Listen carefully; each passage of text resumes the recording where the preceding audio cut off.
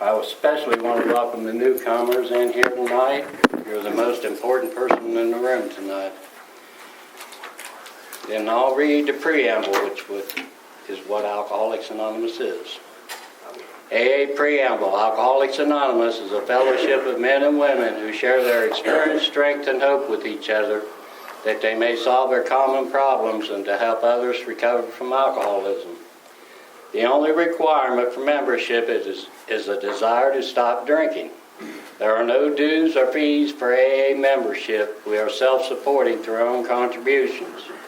AA is not allied to any set, denomination, politics, organization, or institution. Does not wish to engage in any controversy, neither endorses or opposes any causes. Our primary purpose is to stay sober and to help other alcoholics to achieve sobriety. And I've asked a friend to read how it works.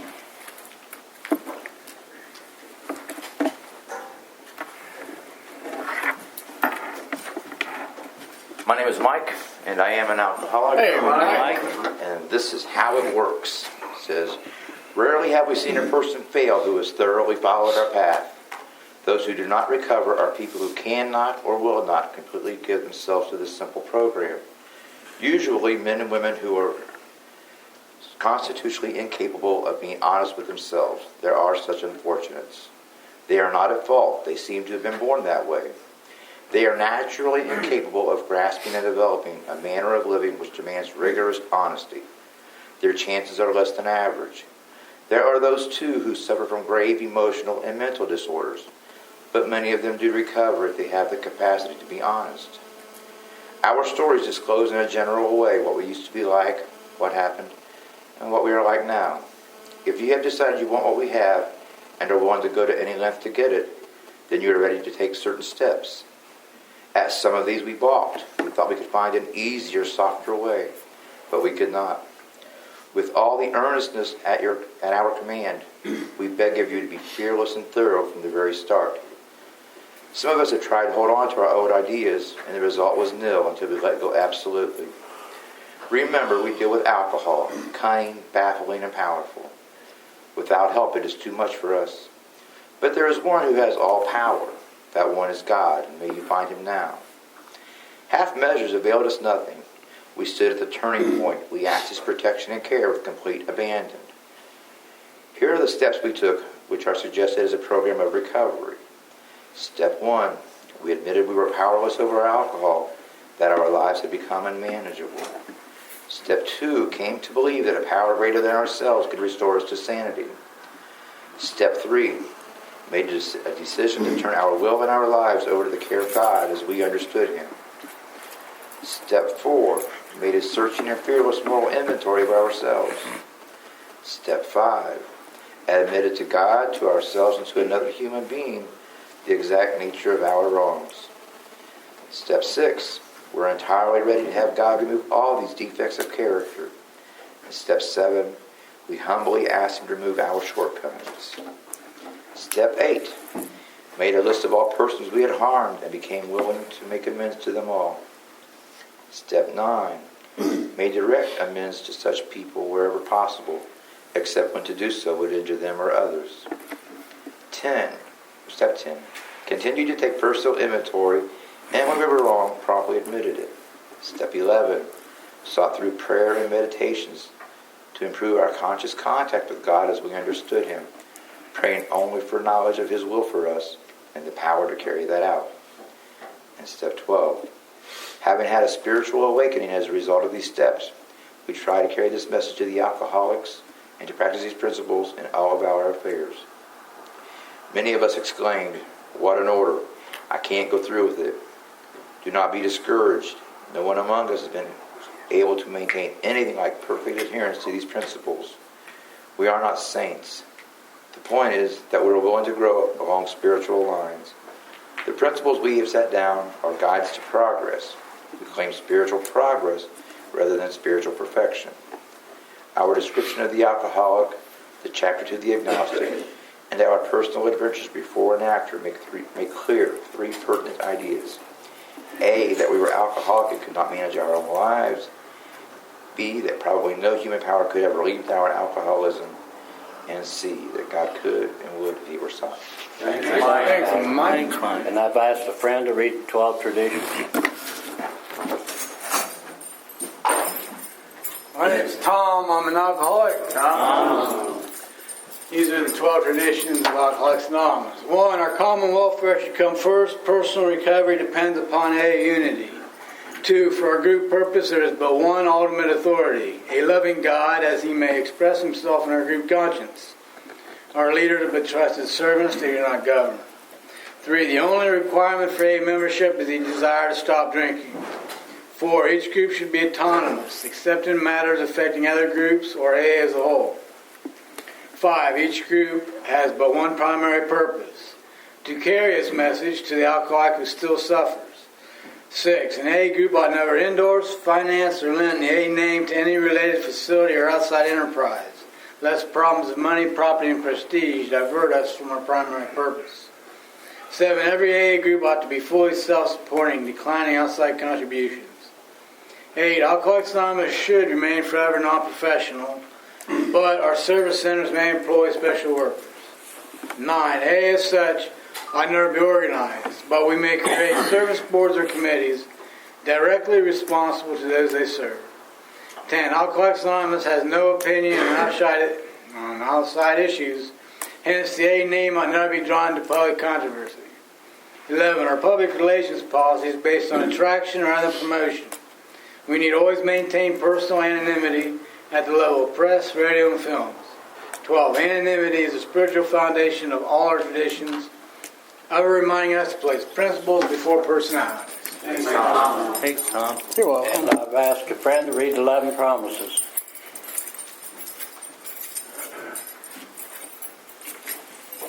My name's Dave, and I am an alcoholic. Dave. 11 promises. If we are painstaking about this phase of our development, we will be amazed before we are halfway through. We are going to know a new freedom and a new happiness. We will not regret the past nor wish to shut the door on it. We will comprehend the word serenity and we will know peace. No matter how far down the scale we have gone, we will see how our experience can benefit others. That feeling of uselessness, and self-pity will disappear. We will be interested in selfish things. We will lose interest in selfish things and gain interest in our fellows. Self-seeking will slip away. Our whole attitude and outlook upon life will change. Fear of people and of economic insecurity will leave us. We will attentively know how to handle situations which used to baffle us. We will suddenly realize that God is doing for us what we could not do for ourselves. Are these extravagant promises? No. We think not. They are being fulfilled among us, sometimes quickly, sometimes slowly. They will always materialize if we work for them. Thanks, Dave. Thanks, Dave. And I've asked a friend to read out of the 24-hour book. My name's Todd Richards. I'm an alcoholic addict. Hey, Todd. 24-hour day book, September 23rd. AA thought for the day. The step 12 is having had a spiritual awakening as the result of these steps. We tried to carry this message to alcoholics and practice these principles in all our affairs. Note that the basis of our effectiveness is carrying the message to others. In carrying the message to others is the reality of our own spiritual awakening. If we have not changed, we cannot be used to change others. To keep this program, we must pass it on to others. We cannot hoard it for ourselves.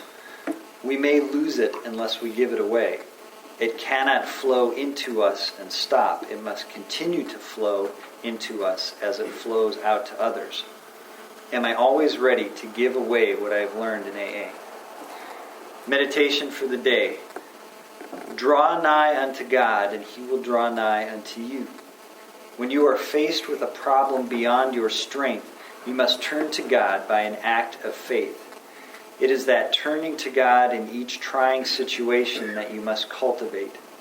The turning may be one of glad thankfulness for God's grace in your life, or your appeal to God may be a prayerful claiming of His strength to face a situation and finding that you have it when the time comes.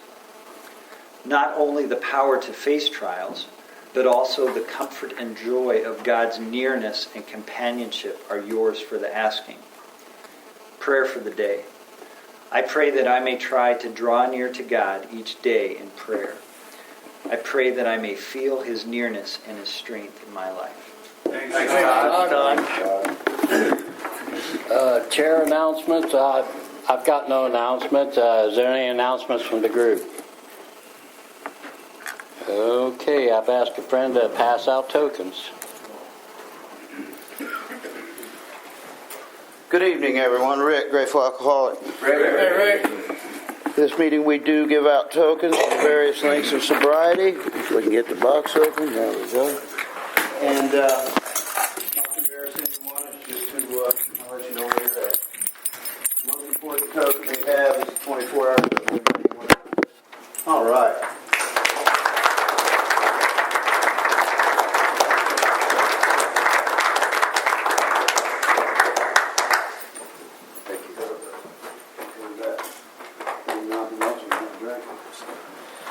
All right. 1 month. How about 2? 3? 6?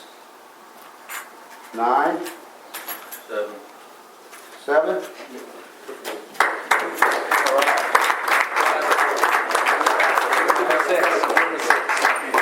Give a 6 and a 1. We don't have 7. That's all right. Good job. Thank you. Keep coming back. Cool. Congratulations. All right. 1 year. Any multiples of years? Yeah, I had 12 yesterday. Hey, John. All right, buddy. 12 years. All right. Congratulations. How'd you do that, John? Well, I didn't do it. It's you guys and my high power, which I choose to call God. And I'm very grateful. Thanks. Thanks, John. Any more long timers? Well, if you haven't had a drink or a drug today, thank you think.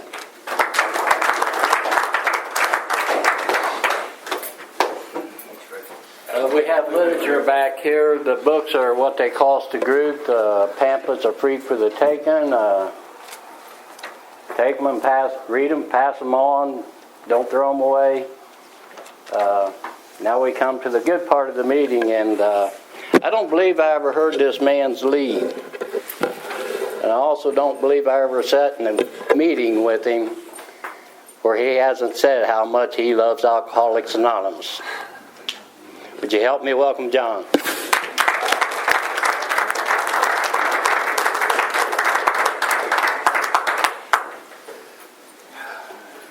Got to get the nervousness out of the way. My name is John Gibson. I am an alcoholic. Hey, John. My sobriety date is January the 2nd, 1998. My home group is a Saturday morning eye-opener here in Sidney, Ohio, and I've attended ever since I've been sober. And to me, that's one of the best groups there is. I'm sure some of you have heard my lead and some of you haven't. I never tell the same lead the same way twice.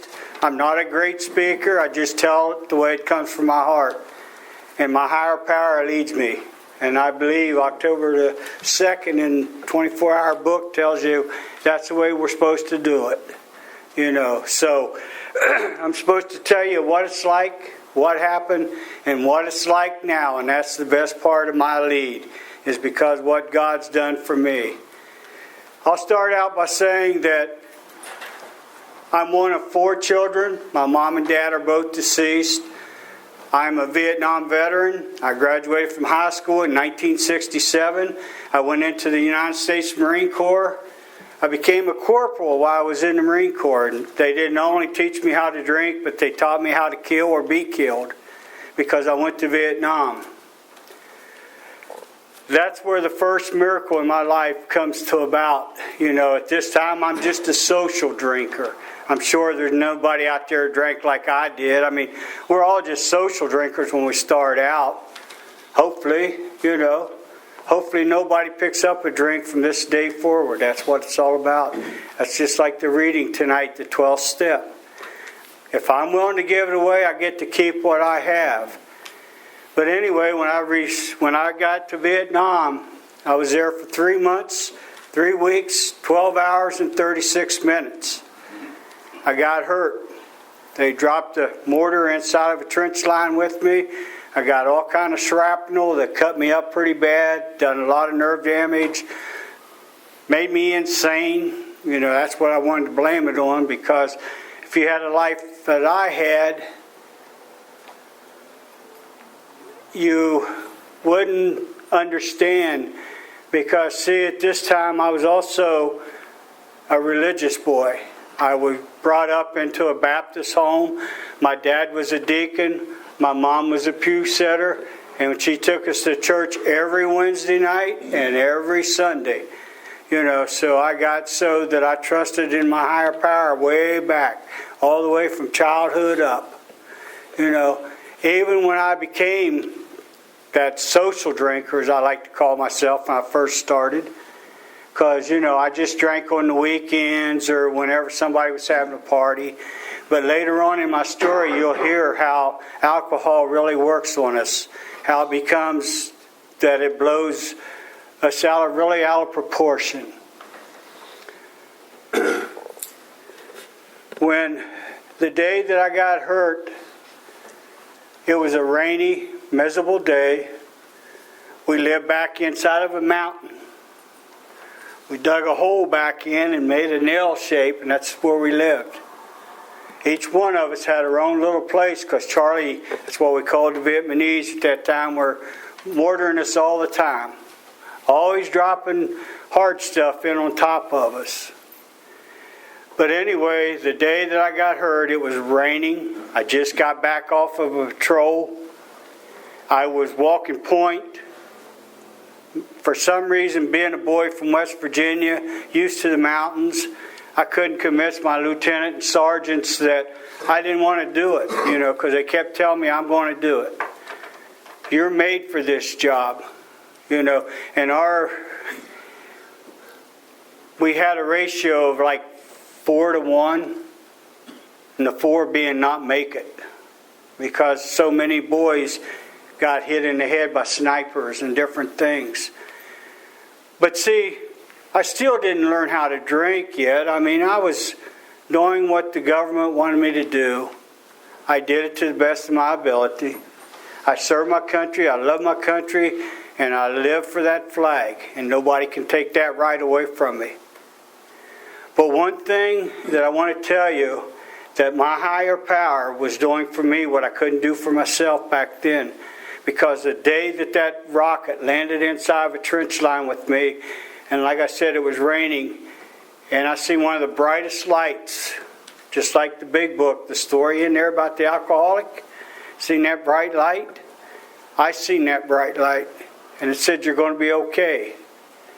It took them 3 months to make me a human being again, to put me back together. I woke up, this hand was standing up in an IV pole. This finger was sticking up on an IV pole. My legs had 4-legged cast on them. I was bandaged up everywhere. I was tore up pretty good. But you know what? I knew that I was going to be okay.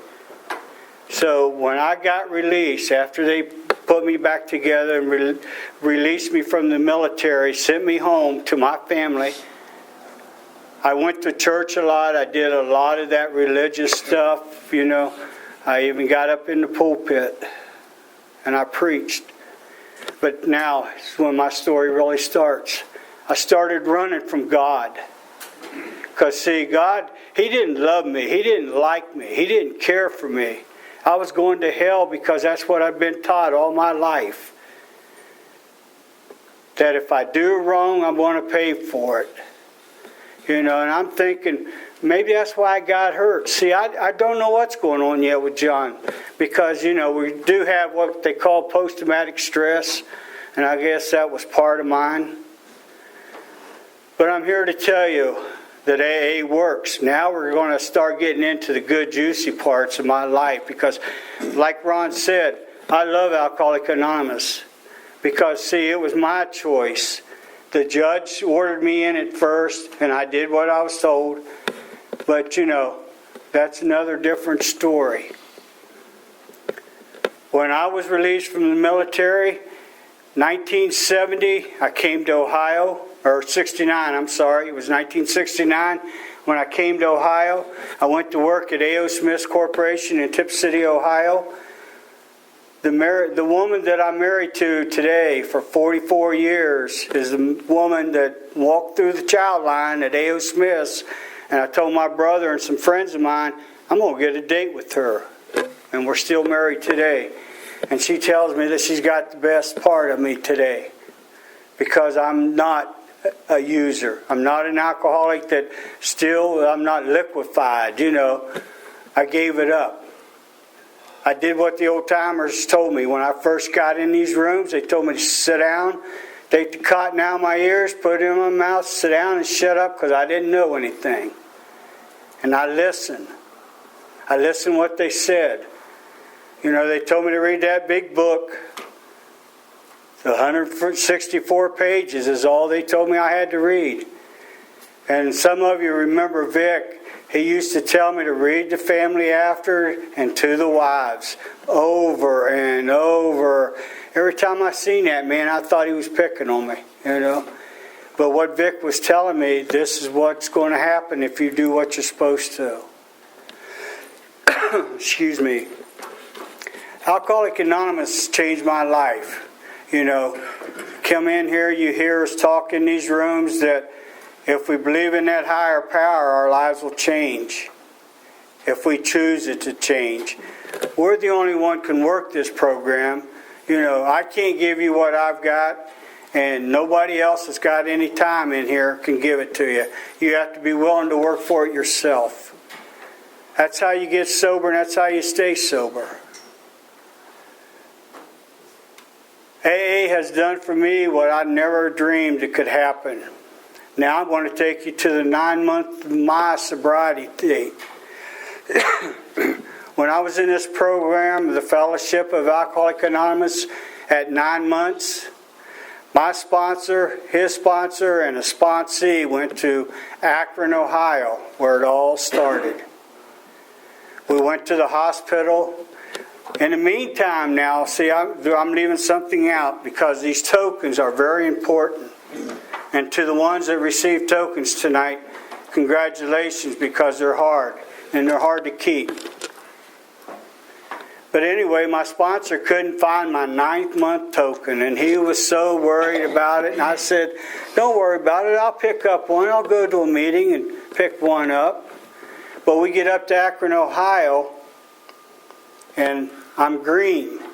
I'm willing to learn and listen, because, see, all the way from Sidney, Ohio to Akron, Ohio, we had meeting, and we listened to tapes.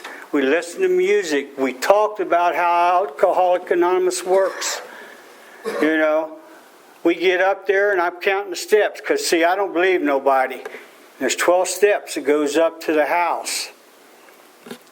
And we get in there, and there's people there that's from different parts of the United States. They're working with their sponsor. Sponsees are doing their 4th and 5th step. And it's where it all started. The drunks that they used to sober up in the bed. They used to give them mahogany, the stuff that you embalm with. They used to give it to them to keep them sober back in the olden days. And they did whatever they had to do to keep them sober.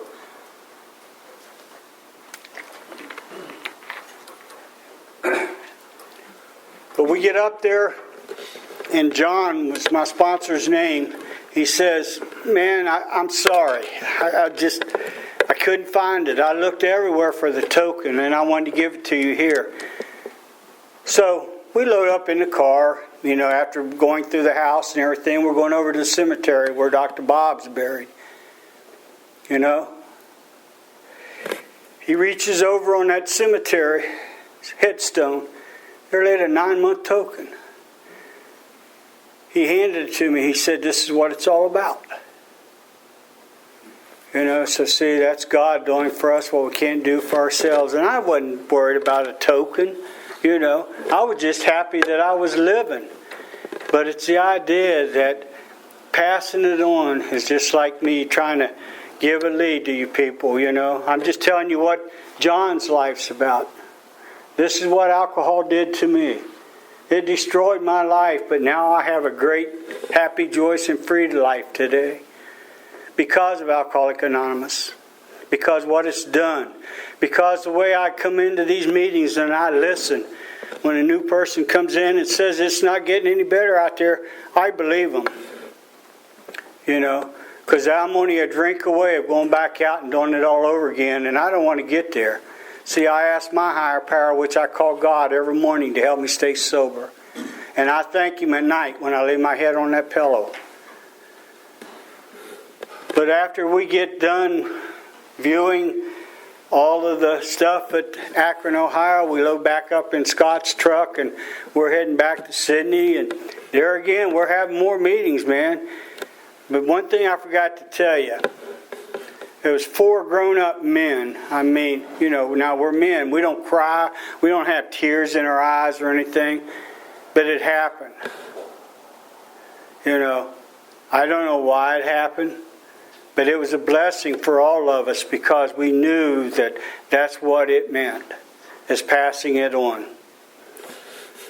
So, the longer I stayed in AA, the more I got involved because, see, that's what the old-timers told me. You have to make, excuse me, if you want to stay sober, there's a word in here that a lot of people like to run down the steps and out the door, is service. That means volunteer. That means come in, make coffee, come in, set up chairs. We used to have to empty ashtrays, wash coffee cups when I first came around, and we did whatever it took to stay sober. And that's what, when you hear some old-timers say that a sponsor is going to show you what to do, and that's what it means. He's going to show you service work. If you really want this program, you're going to take his suggestions and you're going to do it. I got so involved. Here I am. When I first come in, I'm a liar, cheat, and a thief. My sponsor told me that I was going to be treasurer of our home group. A thief? Going to take care of the money? But I did it. And I stayed sober because I knew every Saturday morning I had to be there. I had to be there to get the money. And I wasn't nobody big. I mean, I'm just an alcoholic trying to stay sober. But it showed me humble, responsibility, all that good stuff that comes with it, how to stay sober.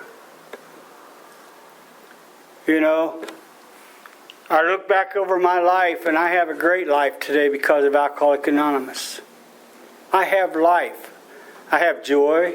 I have freedom. And most of you that see me in meetings know that I love each and every one of you in a special way if you haven't been told that today. Because I came from Vietnam. You're so used to it being dark that, the lights, when I first got back, used to bother me. Because you people could walk over and flip a switch and the damn lights come on. They didn't even have lights over there. It was always dark. The only lights we had was from our watches and a little flashlight that we carried. But you didn't shine that because that's when you got killed. But AA works. If you only give it a chance. So many people think there's revolving doors on the doors that goes in and out of these rooms. But I'm here to tell you, you might not make it back. I've lost a lot of friends. Because, see, people in these rooms are my friend, whether you want to be or not. You know, you're my friend.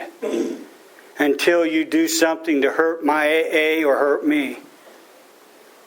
Because there's so many people think that that door revolves in and out. I've had 4 of them die from alcoholism. They've left meetings and one guy went out and slipped on a piece of ice, fell, died. 2 other boys hung themselves. They couldn't do it. They could not get this program. They would be at meetings every week. You know, you hear a lot of the old timers say, don't drink between meetings. Go to every meeting you possibly can. And that's how it works. It's not going to be handed to you. You got to work for it. My God, you work to go get money to pay your bills, right? Alcoholics Anonymous is the same thing. You got to get out there and you got to work for it. You know, we keep everything hush-hush. We don't want people to know that we're alcoholics. But you know what? Everybody used to see my name in the paper. Every time I got a DUI, that's what we called them back then, my name would be in the paper. They was picking on me. You know, that's when I found out I was an alcoholic. I knew that I was an alcoholic because I tried to drink 1 beer one time. And it never worked. I couldn't drink just 1 drink like a human being. I got brother-in-laws that even today I'm jealous of, you know, because they can drink a half a beer, set it down, and walk away. I could never do that. I'd want their beer plus my own. Plus, I'd be ready for another one. That's what alcohol does to me. And I know today that I'm allergic to it, so I got to stay away from it. And I've got to do whatever it takes to do that. And that's only 1 day at a time, 1 hour at a time. You know, if you don't have a sponsor, I suggest that you get a sponsor. You work with a sponsor. You call that sponsor, because you're not only saving yourself, you're helping save him. You know, that's what sponsorship's all about. And I was in a meeting the other day, and the guy says, why does alcoholics always want to talk about the sad things that happen to us in meetings? Why don't we ever talk about the good things that happen? You know, that gratitude, which November is great. That's gratitude month, you know. And I think, wow, you know, I'm fortunate today. I've got money in my pocket. I've got my bills paid for the month because I quit drinking. Because I kept doing what they told me to do. I became a human being again. I became a man again. I became, for the women, you know, the women becomes women. You know, they do what they need to do to stay sober. And that's how this program works. We have 12 principal steps of this fellowship. And they're in order for a reason, 1 through 12. Doesn't mean we work step 1, admitted we're alcoholics, powerless over alcohol, our lives are unmanageable. And then we jump down to 12 and say, well, if I give it away, I get to keep it. That's not how it works. You know, it's in order for a reason. Steps 1, 2, 3, 4, 5, 6, 7, 8, 9, 10, 11, and 12. They're in an order for a reason. Because, see, once you turn your will and your life over to care of God as you understand your God, things start to happen. Things start to work. Because, see, most of us, men and women, we always think that we're God. We're the boss. We're in charge. And I remember when I was in charge, it always got me drunk. You know? So when I did that 3rd step and I turned my will and my life over to care of God as I understood Him, it's yours, man. I'm tired of trying to be the boss. I'm tired of being the one doing your job for you. Because, you know, I was always the one that wanted to hang on that string. I wanted God to help me, but I forgot to let go of it and let Him really do it. You know, so if you think you can continue to do it on your own, please try. But if you don't, would you come back and tell me it doesn't work that way? You know, because we can't do it on our own. You know, Alcoholics Anonymous has been so good to me and to my family that my grandkids, you know, that's another great thing for me today. See, I have all this gratitude. I mean, my gratitude list, I could have it so big that I couldn't get it all in this room. My children trust me with my grandchildren today because they know Dad's not going out and drink. You know, I was a social drinker when my kids were growing up because they played sports. And Dad was always there. I worked third shift just so I could coach my son's baseball team. My daughter played volleyball. I was always there for her volleyball games.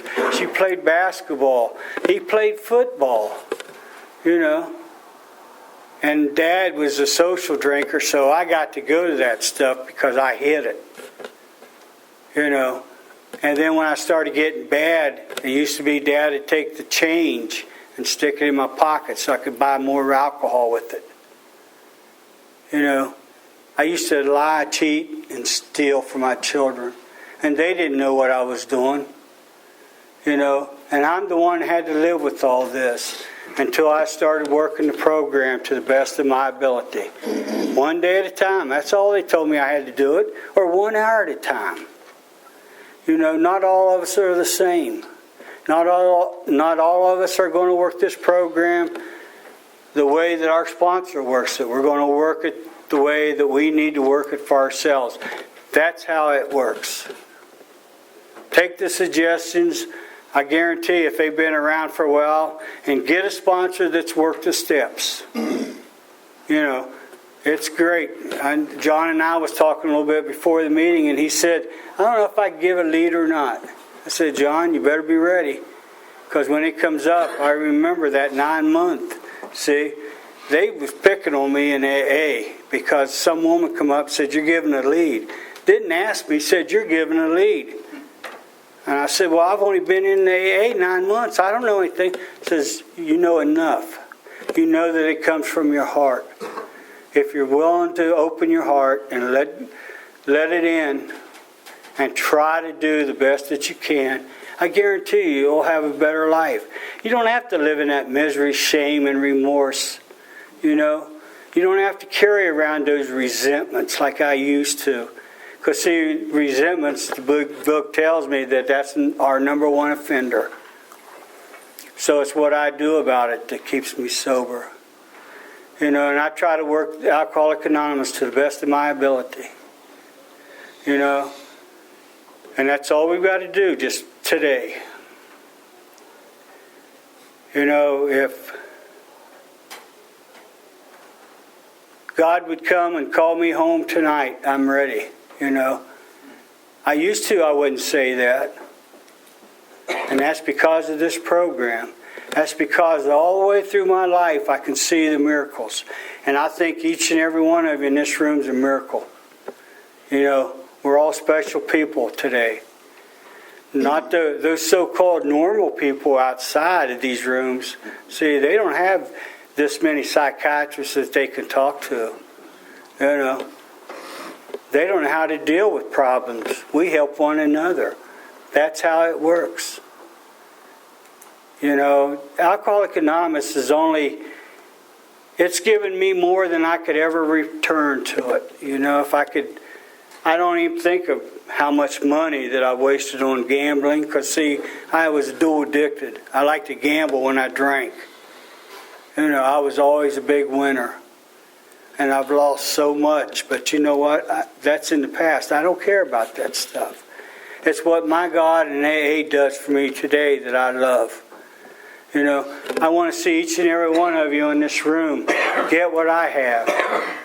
I used to say early on, you know, when I was on that cloud 9 that they called it back then, or, you know, in that bubble that everything was going so good that I just wanted to take my heart and lay it out and let my blood pump onto you and feel what I felt. What this program can do for you if you give it a chance. You know a lot of us, we have sickness in our families. A lot of us have deaths in our families. But you know, we don't have to drink over it today. Because if you have a sponsor, if you're working the program of Alcoholics Anonymous to the best of your ability, you know, that's how it works. You know, I remember Detmer meeting one time, a guy asked me if I'd talk on nothing but Vietnam, you know, my military part of life. I love being in the Marines. You know, I volunteered to go to the Marine Corps. I graduated from high school, single, had it made, you know. I went through boot camp. I'm a Hollywood Marine, for the ones of you who don't know. That's California. You know, a lot of people go down south, down to South Carolina with the sand fleas and all that. All I had to do was put up with Old Smoky, a big old mountain. You know, we route stepped up that mountain, and I loved it. I'm 185 pounds, solid muscle man. You know, I went through boot camp. I've had special training. I can break down an M60 and 45, 16s, 15s, M60s, 50 cal, and I know how to shoot them all. I was taught. You know, we used to have what we called a 3.5 rocket launcher that blew tanks. I was qualified in our outfit to do that. So see, I had a right to be angry, mad at the world, because if you had to do what I had to do, you would be that way too. But see, that's not true. Some of us are high-bottom drunks, they call us. Some of them are low-bottom drunks. But see, for me, I always thought an alcoholic was a guy that lived in a doorway that drank out of a brown paper bag. But see, that's not true. When I came a full-blown alcoholic, I remember one prayer that I said, God, please help me. I don't want to live this way. And I tried to commit suicide and couldn't do it. God was doing for me what I couldn't do for myself. And He's only blessed me. I used to, when I first did my first 4-step, I didn't put anything good on that 4-step about John, what I had done, you know, because everything I'd done I thought was bad. And he made me rewrite it. He says, I want something good on there about you. And it made me take a look at who I really was and what I've really got today. I'm blessed. You know, I've got life. I don't have the cops behind me anymore unless I'm speeding or something. You know, they still get me for that, but they don't get me for DUIs anymore like they used to. Those suckers used to hide out in the country and find me out in the country because I knew how to get home. See, they was picking on me. And see, that's what they told me when I did my steps. My God, look how many's pointing back at me. It's not their fault, it's my fault. You know, it's my fault that I'm here, you know. But I'm so glad that I am here because of that. Because I've got a chance to live a life that I never thought was possible. I told you when I first started, I don't give good speeches. I let it come from my heart. Because I asked God before I came in here tonight that He would lay on my heart what I need to say. Because I'm not a great speaker. I'm just a happy drunk today. You know, I'm happy, joyous, and free today. Tomorrow I might pick up a drink, but it's what I do about today that really counts. You know, and like I told each and every one of you, I love you in a special way. And I really, honest to God, mean that from my heart. And that was hard for me to say because when I first came back to the United States, I wanted to see you all dead. You people didn't know how lucky you had it. You never had a bomb or see a child get killed. You know, you could walk down the streets. You could walk into your synagogue or wherever you wanted to go, and you could be free to do that. And see, it was hard for us that... You know, thank God for Iraq. Those boys took all the pressure off of us, made us feel like we were part of, you know. We did our service for our country because we loved our country. And you know, I still love my country today. When the Pledge of Allegiance said, I put my hand on my heart. And I say it with the whole hardness of my heart because it comes from the heart. That I mean that. You know, I would protect anyone in this room if I could in a special way. You know, I'd hate to see any of you have to go back and go through some of it that I've seen. You know, I've seen a lot of people die. I'd like to tell you one more real quick story about my first sponsor.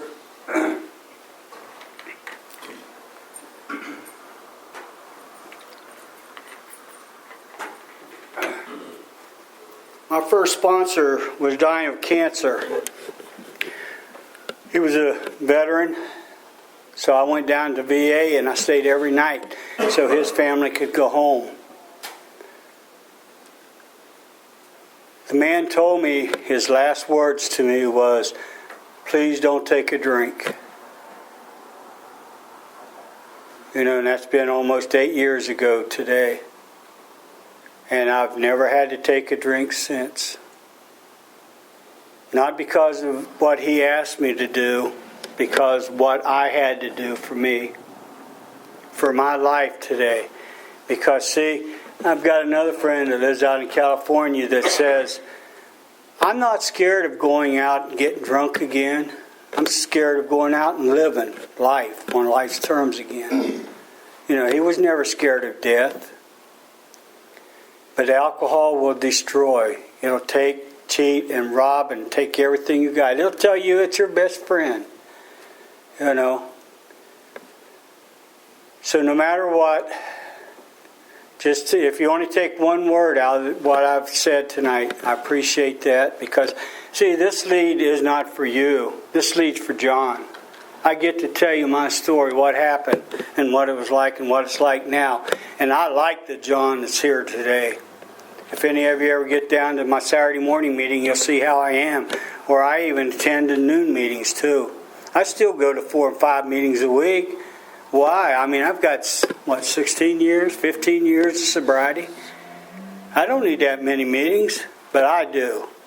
Because, see, you people keep telling me it's still there. That's what I do about it. You know, as long as I don't take a drink today, that's what it's all about. So remember what page 164 says, as we trudge the road of happy destiny, that we all shall meet and stay together. And with that, thanks, Ron.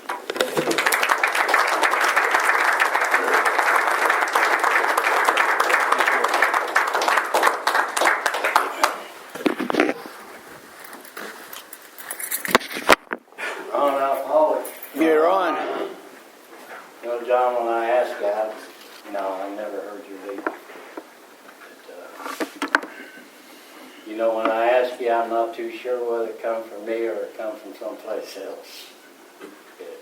Awesome, you know. And thank you so much for your service.